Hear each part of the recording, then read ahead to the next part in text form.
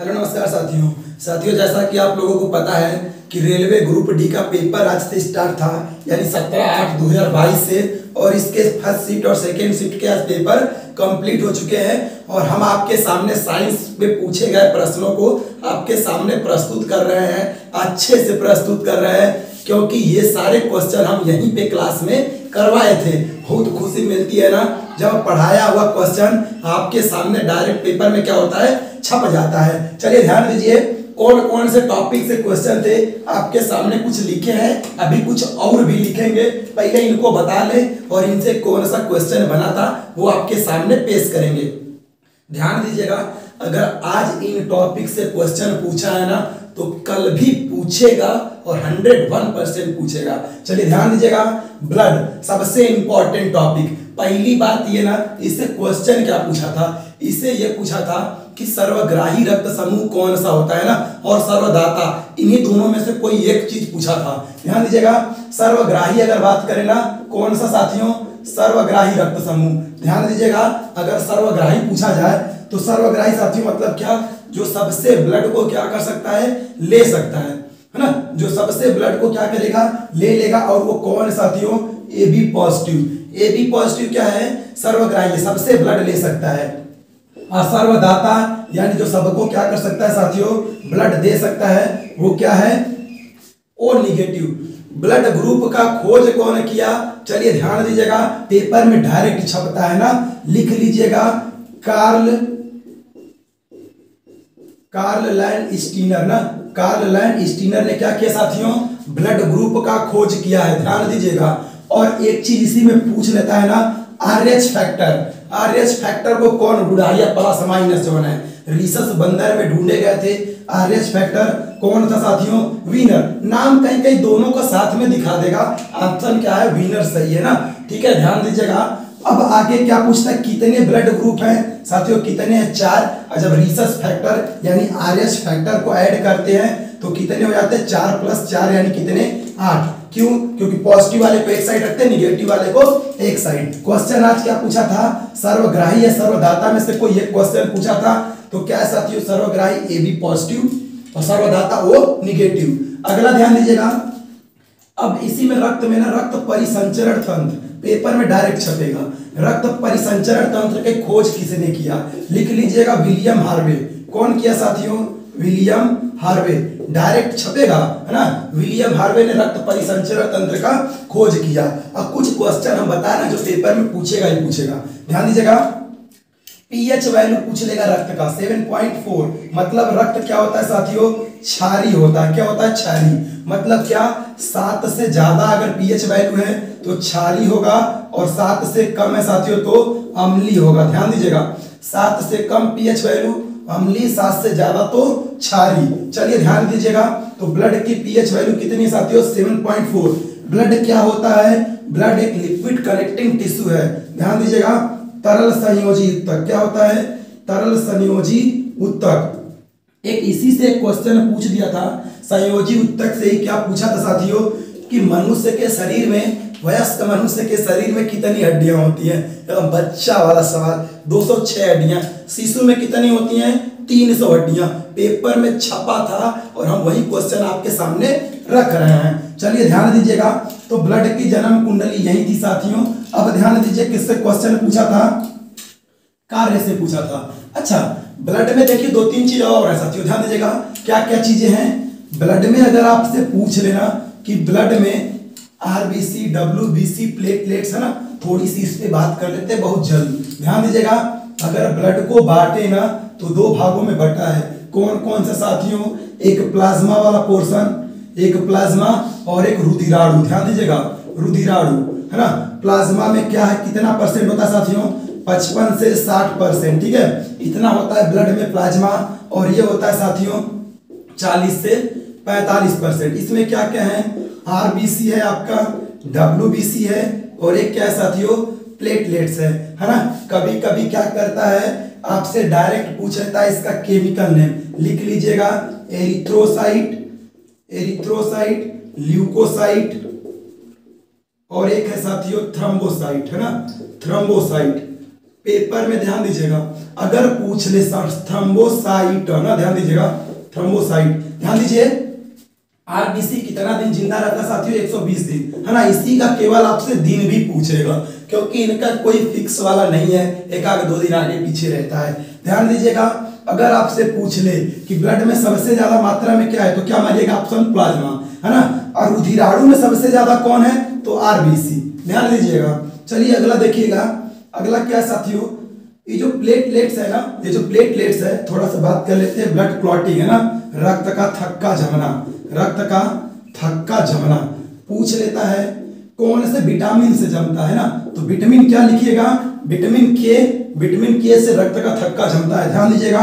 और क्या पूछ लेता है, कौन सा प्रोटीन भाग लेता है, प्रोटीन पूछेगा तो लिख लीजिएगा प्रोथ्रोम्बिन, प्रोथ्रोम्बिन और फाइब्रिनोजेन, फाइब्रोनोजेन है ना, फाइब्रोनोजेन, प्रोथ्रोम्बिन, बीटा। देखिए विटामिन पूछेगा तो के, प्रोटीन पूछेगा तो ये दोनों ब्लड क्लॉटिंग में यानी ब्लड का थक्का जमने में। और अगर तत्व पूछ ले तो कौन साथियों, कैल्शियम। और अगर पूछ ले कौन सा रुधिराणु भाग लेता है, तो प्लेटलेट्स यानी इसी को कहते हैं बिम्बाणु। क्या कहते हैं, बिम्बाणु, प्लेटलेट्स को कहते हैं साथियों, ध्यान दीजिएगा। क्वेश्चन अलग अलग तरीके से पूछ सकता है। चलिए अगला देखिए, अगला क्या है साथियों, कार्य। कार्य से क्या क्वेश्चन पूछा था, एकदम खतरनाक वाला पूछा था ना। हाँ पहले ध्यान दीजिए, कार्य का मेन फार्मूला क्या होता है ना, कार्य का मेन फार्मूला होता है साथियों W बराबर बल गुणित विस्थापन, है ना। मेन फार्मूला है, बट वास्तव में यही होता है W बराबर FD cos थीटा। ध्यान दीजिएगा मेन फार्मूला यही है। और ये cos थीटा क्या साथियों, मान लीजिए बल है ना, बल और विस्थापन के बीच का ये क्या है साथियों, कोण होता है ना। अगर ये कोण थीटा इक्वल टू 90 डिग्री हो जाए, है ना, तो वर्क क्या मिलेगा साथियों, 0। और यही क्वेश्चन आज छपा था कि एक कूली है, सर पे बोझ लाद के कुछ दूरी तक चला है, बताइए कार्य कितना होगा, 0 होगा। क्यों, क्योंकि साथियों कूली यही कुछ होगा व्यक्ति, ध्यान दीजिएगा यही कूली है, सर पे क्या लादा है, एक टोकरा लादा है, इसका भार कहाँ काम करेगा, weight W equal to mg कहवा की तरफ, नीचे की तरफ, और ये चल कहाँ रहा, इधर की तरफ। बताइए दोनों के बीच का कोण कितना हो गया, कहिएगा सर 90। और अपने आप जब cos 90 रखेंगे ना, cos 90 की वैल्यू होती है 0, और खटाक से W क्या मिल जाएगा साथियों, 0 मिल जाएगा। तो कार्य धनात्मक भी होता है साथियों, ऋणात्मक भी होता है, और शून्य भी हो सकता है। ठीक है, कुछ भी बोझ सर पे ला दिएगा और चलते रहिएगा, वर्क डन क्या होगा, 0 होगा। ध्यान दीजिएगा एकदम इंपॉर्टेंट है। और एक क्या पूछा था, ध्यान दीजिएगा इसी कार्य से ही, कार्य से एक पूछा था, कार्य की SI यूनिट है ना, बच्चा वाला सवाल। SI यूनिट क्या है साथियों, कार्य का जूल, है ना। SI मतलब साथियों इंटरनेशनल सिस्टम यानी अंतरराष्ट्रीय पद्धति में कार्य की यूनिट क्या है, जूल। बल का यूनिट क्या है, न्यूटन, ध्यान दीजिएगा। और दाब की यूनिट क्या है साथियों, पास्कल। ये सब कौन से में है, ये सब SI में है। कार्य का जूल, बल का न्यूटन और दाब का पास्कल। अच्छा कभी कल क्या पूछेगा, सुन लीजिए, कल पूछेगा ना कि जो कार्य का बता दीजिए सीजीएस पद्धति में मात्रक, छाप लीजिए, कल यही छपेगा। कार्य का सीजीएस पद्धति में मात्रक साथियों क्या होता है, अर्ग होता है ना, सीजीएस पद्धति में अर्ग। और न्यूटन को सीजीएस पद्धति में यानी बल का सीजीएस पद्धति में लिख लीजिएगा डाइन चुड़ैल, है ना, डाइन होता है, ध्यान दीजिएगा, कल यही छपेगा। चलिए इतना कार्य से आज क्वेश्चन साथियों आपके सामने पूछा था, तो शायद यही पूछा था कि टोकरी वाला क्वेश्चन सर पे लाद के लेके जा रहा, वर्क डन कितना होगा, तो ध्यान दीजिएगा 0 होगा। चलिए अगला ध्यान दीजिए, अगला साथियों किससे पूछा था, लवण से। एकदम बढ़िया वाला टॉपिक ना, लवण से क्वेश्चन पूछा था। वो भी पूछा क्या था, ध्यान दीजिएगा, पूछा था बेकिंग सोडा का सूत्र है ना, बेकिंग सोडा, छाप लीजिए तो खटाखट, बेकिंग सोडा, है ना, बेकिंग सोडा। ध्यान दीजिए बेकिंग सोडा यानी साथियों खाना बनाने वाला ना, जिसे पकौड़ा वकौड़ा फूल जाता है। ध्यान दीजिएगा क्या साथियों, सोडियम बाइकार्बोनेट ना, ये है आपका बेकिंग सोडा NaHCO3। अगर आपसे पूछ लेता, क्या पूछ लेता साथियों, हाँ धावन सोडा, है ना, धावन सोडा, कल यही पूछेगा। तो सोडियम बाइकार्बो, हाँ सोडियम कार्बोनेट केवल, ध्यान दीजिए सोडियम कार्बोनेट धावन सोडा और सोडियम बाई है, बीच में यह चल जाता है बाई पढ़ते, sodium by carbonate baking soda, by से याद रखिएगा बेकिंग, बा से बेकिंग, ठीक है, दोनों में कंफ्यूजन बनी रहती है। और एक ध्यान दीजिएगा, अगर आपसे पूछ ले कास्टिक सोडा, ध्यान दीजिए ये एक अम्ल है, कास्टिक सोडा क्या है साथियों, एक अम्ल है और इसका फॉर्मूला क्या होता है NaOH, ये आपका कास्टिक सोडा। एक और लिख लीजिएगा विरंजक चूड़, क्या लिख लीजिए विरंजक चूड़, है ना, कैल्शियम ऑक्सी क्लोराइड CaOCl2, ये विरंजक चूड़ का फॉर्मूला है। जो इंपॉर्टेंट है नमक का तो आपको पता ही होगा, नमक यानी सोडियम क्लोराइड NaCl, ठीक है, ये भी एक क्या है लवण है। चलिए ध्यान दीजिएगा, इंपॉर्टेंट थे आपके सामने छाप दिए। अच्छा लवण बनते कैसे हैं, ध्यान दीजिएगा, अम्ल प्लस क्षार की क्रिया करा देंगे ना परस्पर, तो क्या बनेगा साथियों, लवण प्लस जल। पेपर में क्या छप सकता है कि हम लोग क्षार की परस्पर क्रिया से कौन सा पदार्थ बनता है, क्या मानिएगा लवण और जल का निर्माण होता। अगला टॉपिक ध्यान दीजिए, क्या पूछा था साथियों, अम्ल से। अम्ल में क्या पूछा था, एकदम बच्चा वाला सवाल है ना, कि सोडियम क्लोराइड का केमिकल फॉर्मूला है, सोडियम क्लोराइड का केमिकल फॉर्मूला है, क्या होता है केमिकल फॉर्मूला साथियों, सोडियम क्लोराइड, हाँ सोडियम, अच्छा अम्ल से ना, अम्ल से नहीं, ये तो सोडियम क्लोराइड हो गया साथियों किसका, नमक का, ये लवण है ना। पूछा हाइड्रोक्लोरिक अम्ल का, क्या पूछा था, हाइड्रोक्लोरिक अम्ल का ना, हाँ ये पूछा था कि इसका केमिकल फॉर्मूला है, क्या लिख लीजिएगा HCl ना, ये हाइड्रोक्लोरिक अम्ल का क्या है फॉर्मूला है। कुछ लिख रहे खटाखट छाप लीजिए, जो डायरेक्ट आपको पेपर में देखने को मिलेंगे। सल्फ्यूरिक अम्ल साथियों H2SO4, ध्यान दीजिएगा, नाइट्रिक अम्ल जो डायरेक्ट छपेंगे साथियों, नाइट्रिक अम्ल HNO3, ध्यान दीजिएगा, ये तीनों क्या है साथियों, ये तीनों प्रबल अम्ल हैं, ठीक है। और हाई जो सल्फ्यूरिक अम्ल साथियों, इसको क्या कहते, अम्ल राज कहते, अम्लों का राजा, कल यही छपना है ना। अगर इस टॉपिक से आज क्वेश्चन दिया है तो जब तक पेपर खत्म नहीं हो जाएगा जरूर कोनो न कोनो शिफ्ट में इस टॉपिक से क्वेश्चन देखने को हमेशा मिलते रहेंगे। चलिए ध्यान दीजिएगा, कार्बन, अच्छा अगर पीएच मान की बात करें तो अम्ल का पीएच वैल्यू अभी बताए थे 7 से क्या होना चाहिए साथियों, कम होगा। और क्षार का क्या होगा साथियों, क्षार का 7 से अधिक होगा।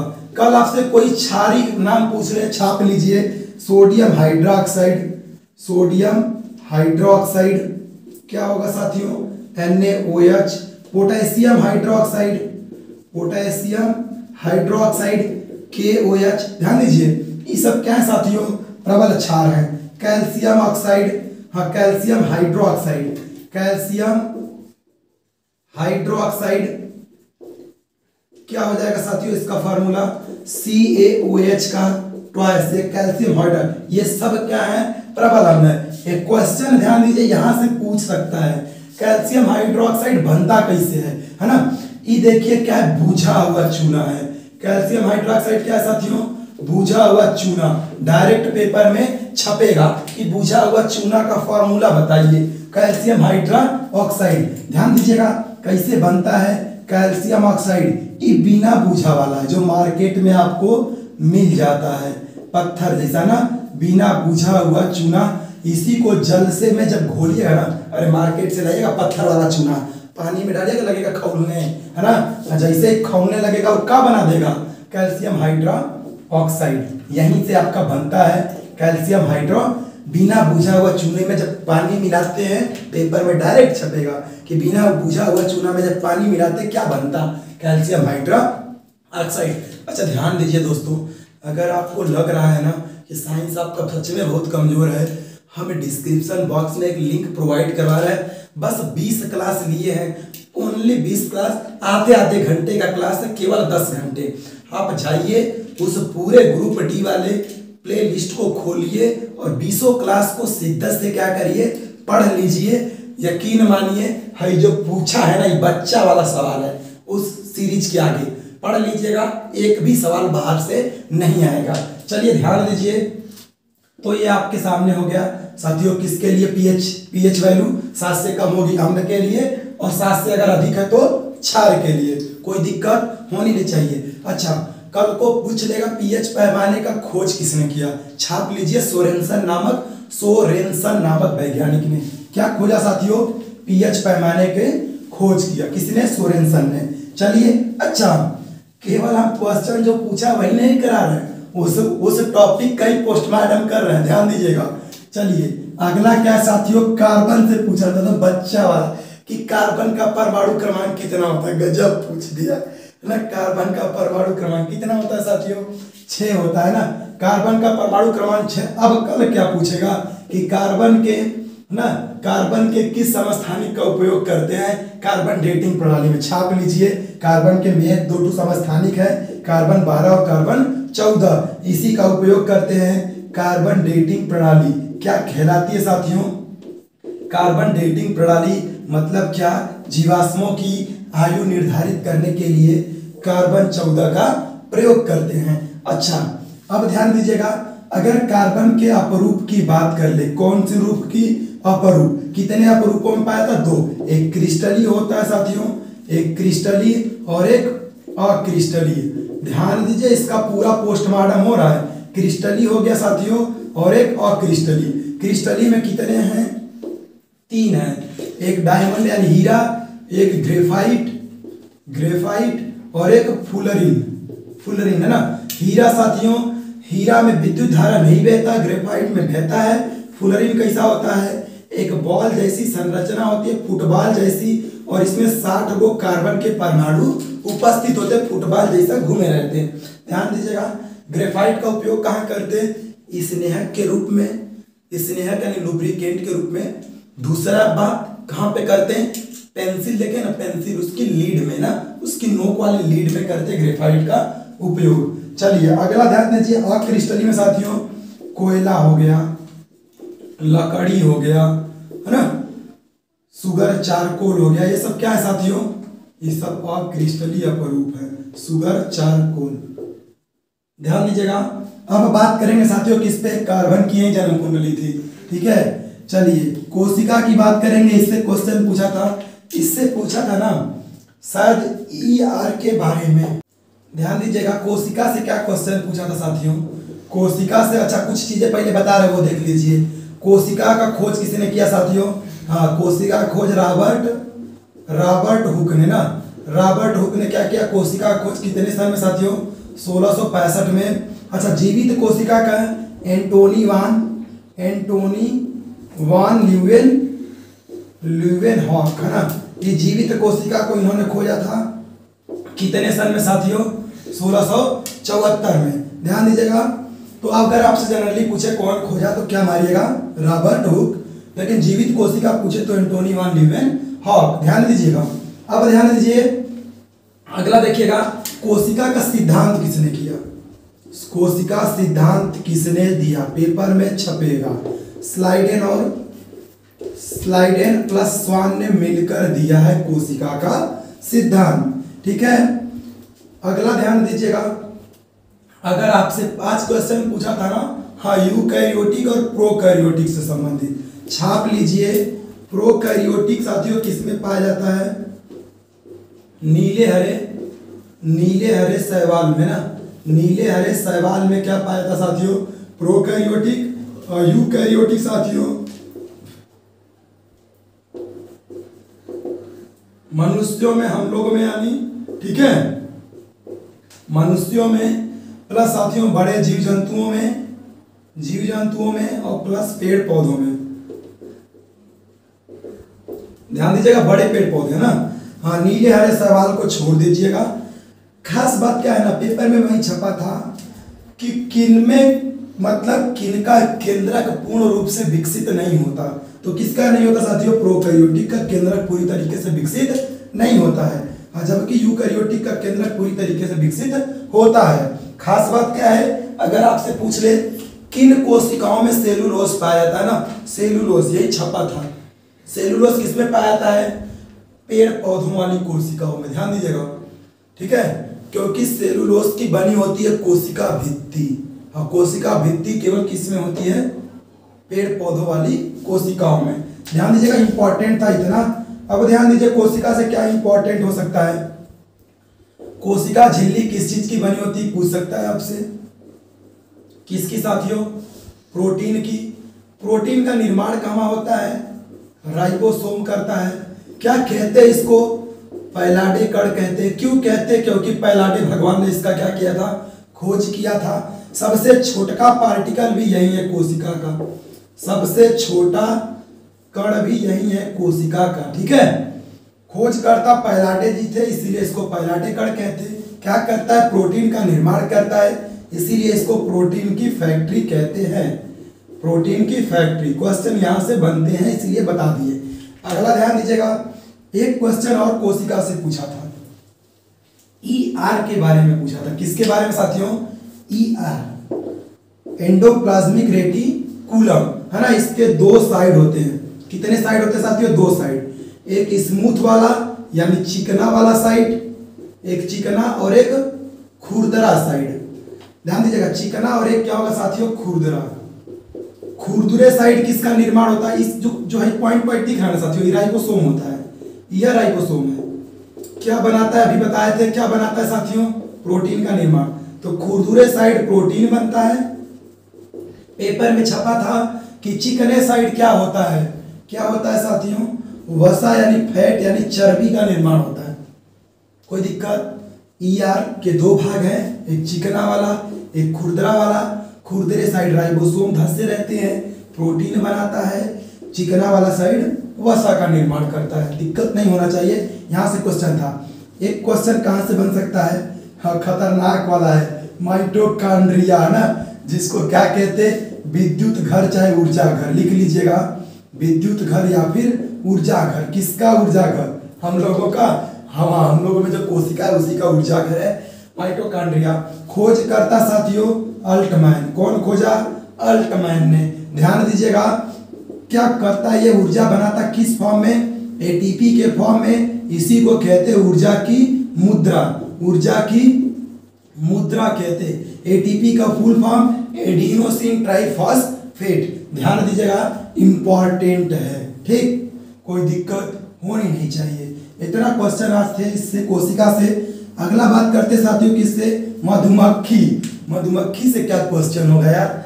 लड़कों वो सब क्वेश्चन ठीक से नहीं बताते, तो मधुमक्खी से यही हो सकता है कि मधुमक्खी पालन किस जो संबंधित है कृषि, किस कृषि से संबंधित है मधुमक्खी पालन ना, ये क्वेश्चन रहा होगा। चलिए छाप लीजिए, कुछ कृषि को हम बता रहे हैं कौन सी कृषि किससे संबंधित है। चलिए, मधुमक्खी पालन साथियों, मधुमक्खी पालन संबंधित है आपका एपीकल्चर से। एपीकल्चर मत्स्य पालन यानी मछली पालन, है ना, मत्स्य पालन। किससे संबंधित साथियों? पीसीकल्चर। ध्यान दीजिए साथियों, अंगूर के लिए ना, अंगूर के लिए पूछे तो अंगूर के लिए विटीकल्चर ना, हाँ विटीकल्चर अंगूर के लिए। अच्छा, फूल की खेती के लिए साथियों, फूल की खेती, है ना, फूल की खेती के लिए फ्लोरिकल्चर ना, नाम से देखिए क्लियर हो रहा है, फ्लोरिकल्चर। ध्यान दीजिएगा, अगला ध्यान दीजिए साथियों, पोमोलॉजी ना, पोमोलॉजी। पोमोलॉजी साथियों किससे संबंधित है ना, फल की खेती से, ठीक है। पोमोलॉजी किससे? फल की खेती से। अच्छा, उल्टा लिख दिए, इधर का उधर, है ना, फल लिख लीजिए इधर और पोमोलॉजी लिख लीजिए इधर, कोई दिक्कत होनी नहीं चाहिए। पोमोलॉजी हो गया साथियों किससे? आपका फल से हो गया। अच्छा, एक लिख लीजिए केचुआ वाला, केचुआ, है ना, केचुआ को क्या कहते हैं? किसान का मित्र कहते हैं। अच्छा, किसान का शत्रु कौन है? छाप दीजिए, किसान का शत्रु कौन है? कमेंट बॉक्स में छापिए, है ना। केचुआ साथियों वर्मी कल्चर, है ना, वर्मी कल्चर केचुआ। ये कुछ इंपॉर्टेंट है, आपके सामने क्या किया हम प्रस्तुत कर दिए भोजन की तरह, और चबा जाइए क्योंकि पेपर में छप सकते हैं। अब देखिए, इससे आज सबसे ज्यादा क्वेश्चन पूछा था, किससे? प्रकाश से। क्या क्या पूछा था? थोड़ी सी जन्म कुंडली इसकी देख लेते हैं। क्वेश्चन आज दर्पण से आए थे, है ना। तो पहला चीज यही लिख लीजिए, दर्पण कई ठो होते? दुई ठो, एक समतल और एक होता साथियों गोलीय, है ना। गोली में भी होते हैं दुई ठो, कौन कौन? अवतल प्लस उत्तल। दर्पण की फोकस दूरी और वक्रता त्रिज्या में संबंध क्या होता है, F बराबर R/2। ठीक है, यानी वक्रता त्रिज्या का आधा होता है फोकस दूरी। पेपर में आज यही छपा था। ठीक है, चलिए, तो F बराबर R/2। समतल दर्पण की वक्रता त्रिज्या कितनी होती है, इनफाइनाइट। फोकस दूरी कितनी होती है, इनफाइनाइट। कल छपेगा ये। ठीक, समतल दर्पण द्वारा प्रतिबिंब कैसा बनता है, हमेशा आभासी, सीधा वस्तु के बराबर। ध्यान दीजिएगा, वस्तु के बराबर, और जितना दूरी पर वस्तु उतने दूरी पर, मान लीजिए दर्पण है ये समतल, इससे 5 सेंटीमीटर की दूरी पर कोई वस्तु रखी है, तो इतने दूरी पे अंदर प्रतिबिंब बनेगा। कितनी दूरी पे, 5 सेंटीमीटर पे ही। अगला ध्यान दीजिएगा, अवतल दर्पण कैसा होता है साथियों, ऐसा होता है। उत्तल दर्पण कैसा होता है, ऐसा होता है। कितनी कितनी स्थितियों में प्रतिबिंब बनता, अवतल से लिख लीजिएगा 6 स्थिति में, उत्तल से लिख लीजिएगा 2 स्थिति में। इससे हमेशा कैसा प्रतिबिंब बनता, आभासी, सीधा, वस्तु से छोटा, हमेशा। जबकि इससे साथियों आभासी लास्ट केस में बनता है, यानी छठवां वाले, और बाकी समय वास्तविक बनता है। तो अगर पेपर में आपसे पूछ ले वास्तविक प्रतिबिंब कैसा होता है साथियों, उल्टा होता है।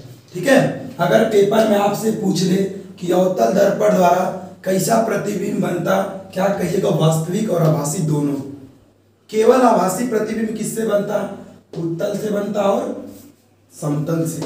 पेपर में छपेगा, कोई दिक्कत होनी नहीं चाहिए। क्वेश्चन आज ही आया था। ठीक है, चलिए, अगला क्या था साथियों, एक क्वेश्चन और खतरनाक वाला दिया था। क्या दिया था, ध्यान दीजिए, एक क्वेश्चन पूछा था 16 किलोग्राम का केला पूछा था। 16 किलोग्राम का केला होगा। लड़कों सब ऐसा क्वेश्चन भेजते हैं कि पता नहीं मजा लेते हैं कि नहीं, लेकिन क्वेश्चन कुछ ऐसा ही था। ध्यान दीजिएगा कि 15 किलोग्राम का केला 6 मीटर प्रति सेकंड के वेग से क्या कर रहा है, घूम रहा है। केले की गतिज ऊर्जा, यानी अगर गतिज ऊर्जा पूछे तो के से इंडिकेट करते, हाफ mv स्क्वायर लिखते हैं। अच्छा, स्थितिज ऊर्जा पूछता तो mg, तो हाइट देता। ध्यान दीजिएगा, क्या करिएगा, 1/2 m की वैल्यू दे रखा है 15 किलोग्राम, और v की वैल्यू दिया है 6 का स्क्वायर छछा के हाई 2 से काट दीजिएगा, 18 बार में कट जाएगा। 18 5 90, और 18 कम 18, 18 9 जोड़िएगा तो हो जाएगा कितना साथियों, 27। यानी इतना आपका आंसर आएगा किसमें, जूल में, क्योंकि ऊर्जा भी किसका मात्रक भी क्या होता है साथियों, जूल होता है। अच्छा, इन्हीं दोनों ऊर्जाओं को जोड़ दीजिएगा ना, स्थिति ऊर्जा और गतिज ऊर्जा को, तो ये हो जाएगा साथियों किसके बराबर, यांत्रिक ऊर्जा के। यानी जब गतिज ऊर्जा और स्थितिज ऊर्जा को जोड़िएगा तो यांत्रिक ऊर्जा कहलाएगा। ध्यान दीजिएगा, मुक्त रूप से गिरते हुए पिंड की यांत्रिक ऊर्जा क्या होती है, संरक्षित होती है। रेडियो एक्टिविटी से क्वेश्चन पूछा था।